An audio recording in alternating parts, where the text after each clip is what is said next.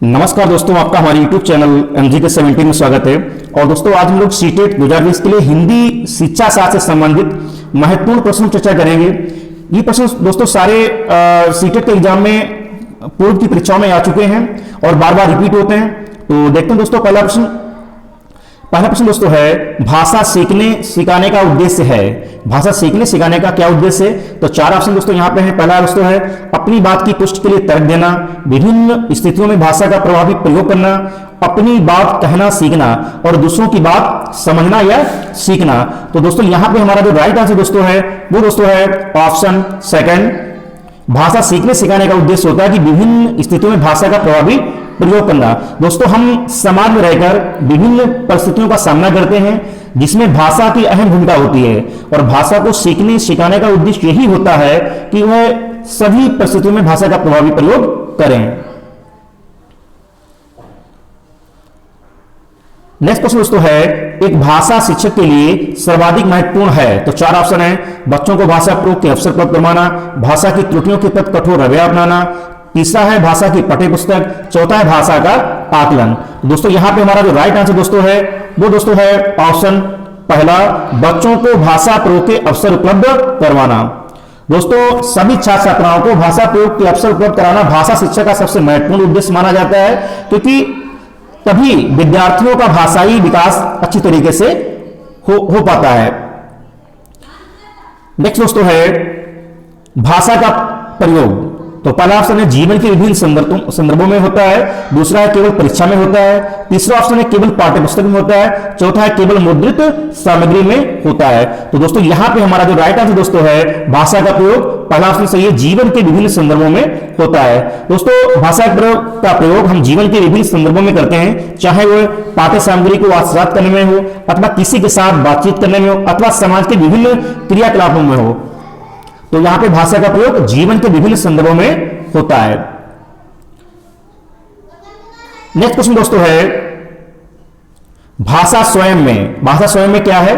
एक जटिल चुनौती है, एक विषय मात्र है, संप्रेषण का एकमात्र साधन है, एक नियमबद्ध व्यवस्था है। तो दोस्तों यहाँ पे हमारा जो राइट आंसर दोस्तों है वो दोस्तों है ऑप्शन चौथा, एक नियमबद्ध व्यवस्था है। भाषा स्वयं अपने आप में क्या है? एक नियमबद्ध व्यवस्था है, क्योंकि दोस्तों जो व्याकरण के नियम होते हैं वो छात्रों को पढ़ाए जाते हैं, और उन्हीं व्याकरण के नियमों से हमें भाषा का सही प्रयोग करना सिखाया जाता है।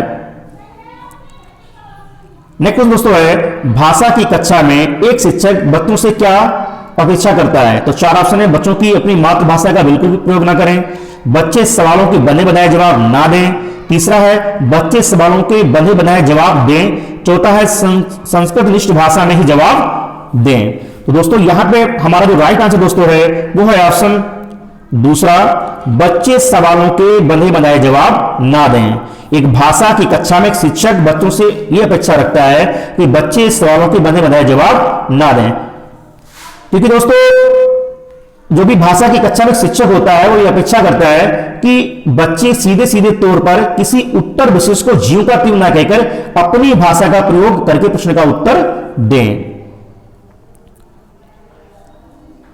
नेक्स्ट क्वेश्चन दोस्तों है, बच्चे अपने परिवेश से स्वयं भाषा अर्जित करते हैं। इसका एक निहितार्थ यह है कि बच्चे को अत्यंत सरल भाषा का परिवेश उपलब्ध कराया जाए, दूसरा है बच्चों को बिल्कुल भाषा न पढ़ाई जाए, तीसरा ऑप्शन है बच्चों को समृद्ध भाषिक परिवेश उपलब्ध कराया जाए, चौथा है बच्चों को केवल लक्ष्य भाषा का ही परिवेश उपलब्ध कराया जाए। तो दोस्तों यहां पे हमारा जो राइट आंसर दोस्तों है वो दोस्तों है ऑप्शन तीसरा, बच्चों को समृद्ध भाषिक परिवेश उपलब्ध कराया जाए। दोस्तों, विभिन्न मनोवैज्ञानिक परीक्षणों से सिद्ध हुआ है कि भाषा को अर्जित करने में बच्चे पर उसके भाषिक परिवेश का गहरा प्रभाव पड़ता है, जिससे वह स्वयं सीखता तो है ही, साथ साथ वह वैसी भाषा का प्रयोग करने में भी लाता है। नेक्स्ट क्वेश्चन दोस्तों है, भाषा की पाठ्य पुस्तकें क्या हैं? भाषा सीखने में एकमात्र संस्थान है, अभ्यास परक ही होनी चाहिए, साधन है, साध्य है। तो दोस्तों यहां पे हमारा जो राइट आंसर दोस्तों है, भाषा की पाठ्य पुस्तक क्या है? एक साधन है। तो दोस्तों किसी भी भाषा को सीखने के लिए एक सुव्यवस्थित परिवेश होना जरूरी है, और पाठ्य पुस्तकें तो केवल साधन का कार्य करती हैं। नेक्स्ट क्वेश्चन दोस्तों है बच्चों की भाषा संबंधी क्रमिक प्रगति का लेखा जोखा रखना से संभव है। तो चार ऑप्शन है, पोर्टफोलियो, उत्तर पुस्तिकाओं, लिखित परीक्षा, मौखिक परीक्षा।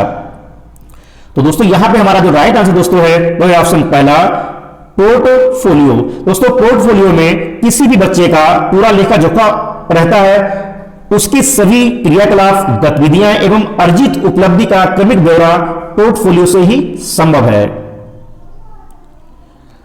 नेक्स्ट क्वेश्चन दोस्तों है पत्र पत्रिकाएं भाषा सीखने में, पत्र पत्रिकाएं भाषा सीखने में क्या है? तो चार ऑप्शन है, त्रुटियों को बढ़ावा देती हैं, बड़ों के पढ़ने की वस्तुएं, साधक हैं, बाधक हैं। तो दोस्तों यहां पे हमारा जो राइट आंसर दोस्तों है वो है ऑप्शन थर्ड, साधन है। पत्र पत्रिकाएं भाषा सीखने में क्या है? एक साधक का कार्य करती हैं। नेक्स्ट क्वेश्चन दोस्तों है बच्चों की भाषा के आकलन का सर्वाधिक प्रभावी तरीका कौन सा है? बच्चों की भाषा के आकलन का सर्वाधिक प्रभावी तरीका कौन सा है? तो पहला ऑप्शन है प्रश्नों के उत्तर देना, दूसरा है प्रश्न पूछना और पढ़ी हुई सामग्री पर प्रतिक्रिया व्यक्त करना, तीसरा है सतलेख, चौथा है लिखित परीक्षा। तो दोस्तों यहां पे हमारा जो राइट आंसर दोस्तों है वो है ऑप्शन दूसरा, प्रश्न पूछना, पढ़ी गई सामग्री पर प्रतिक्रिया व्यक्त करना। भाषा, बच्चों की भाषा के आकलन का सबसे प्रभावी तरीका है बच्चे प्रश्न पूछें। दोस्तों बच्चों की भाषा का आकलन या मूल्यांकन तभी प्रभावी हो सकता है जब एक शिक्षक बच्चों से प्रश्न पूछे जो कि उसके पूर्व ज्ञान पर आधारित होते हैं, जो नए ज्ञान से जोड़ने के लिए आवश्यक होते हैं और नए ज्ञान को सीखने के बाद उस पर अपनी कुछ न कुछ प्रतिक्रिया दें, जैसा कि उसने अध्ययन के समय सीखा है। नेक्स्ट क्वेश्चन दोस्तों है भाषा अर्जन में महत्वपूर्ण है। भाषा अर्जन में महत्वपूर्ण क्या है? पहला दोस्तों ऑप्शन है भाषा के विभिन्न रूपों का प्रयोग, भाषा का व्याकरण, पाठ्यपुस्तक, भाषा शिक्षक। तो दोस्तों यहां पे हमारा जो राइट आंसर दोस्तों है वो दोस्तों है ऑप्शन पहला, भाषा के विभिन्न रूपों का प्रयोग।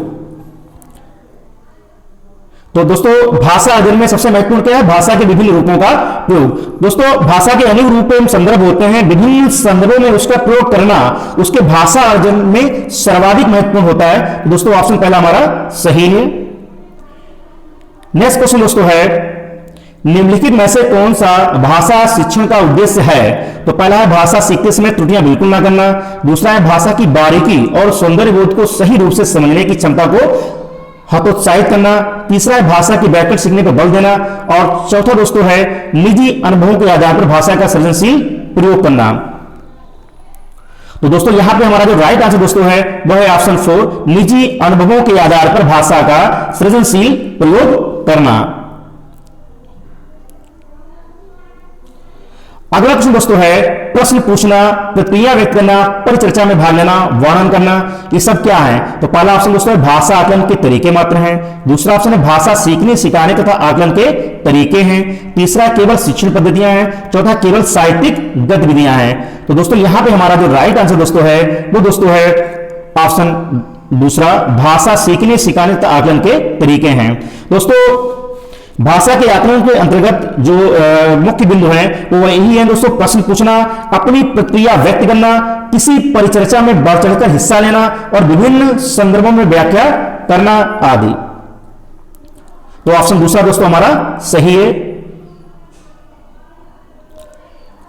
नेक्स्ट क्वेश्चन दोस्तों है निम्नलिखित में से कौन सा द्वितीय भाषा शिक्षण का उद्देश्य नहीं है? निम्नलिखित में से कौन सा द्वितीय भाषा शिक्षण का उद्देश्य नहीं है? तो दोस्तों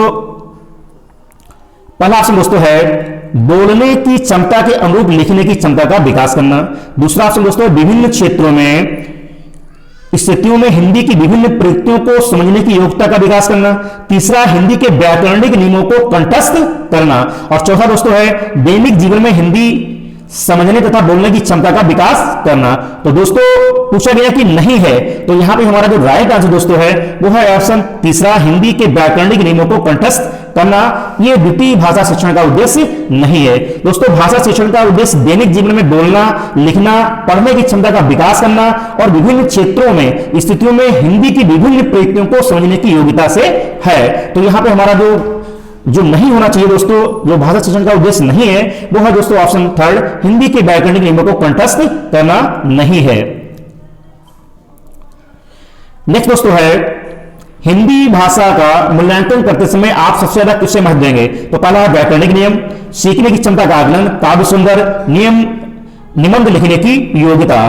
तो दोस्तों यहां पे हमारा जो राइट आंसर दोस्तों हो जाएगा वो हो जाएगा ऑप्शन 2, सीखने की क्षमता का आकलन करना। क्योंकि दोस्तों हिंदी भाषा का मूल्यांकन करते समय अधिगम की क्षमता का आकलन करना ही सर्वाधिक महत्वपूर्ण माना जाता है। तो यहां पे ऑप्शन दूसरा हमारा बिल्कुल दोस्तों सही है। नेक्स्ट क्वेश्चन दोस्तों है निम्नलिखित में से कौन सा बच्चों की भाषिक क्षमता के आकलन का सबसे उचित तरीका है?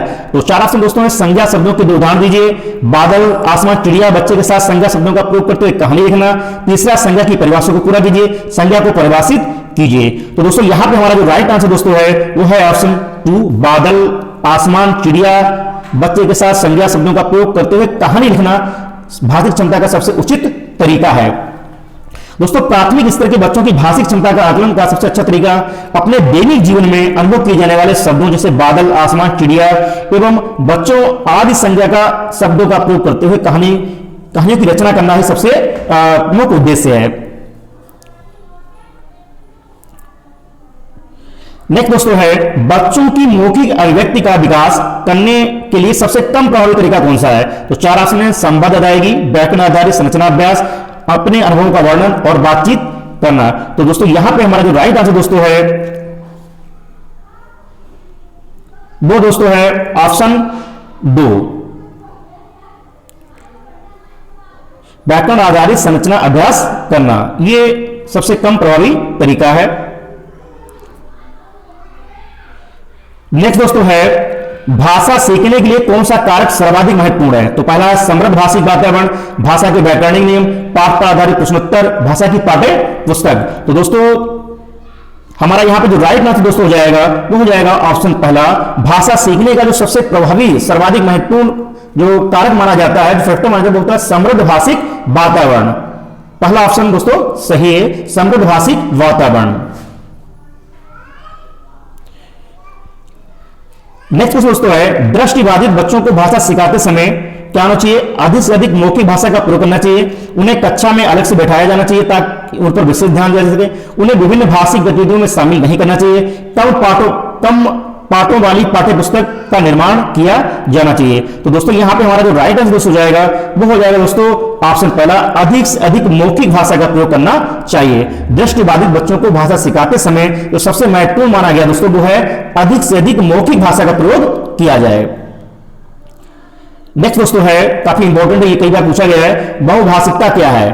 तो पहला ऑप्शन है भाषा सिखाने में बहुत बड़ी बाधा है, भाषाई समृद्धि को खतरे में डालती है, भाषा सीखने में बाधा उत्पन्न करती है, भाषा सीखने में एक महत्वपूर्ण साधन है। तो दोस्तों यहां पे हमारा जो राइट आंसर दोस्तों है बहुभाषिकता जो है वो भाषा सीखने में एक महत्वपूर्ण साधन माना जाना चाहिए।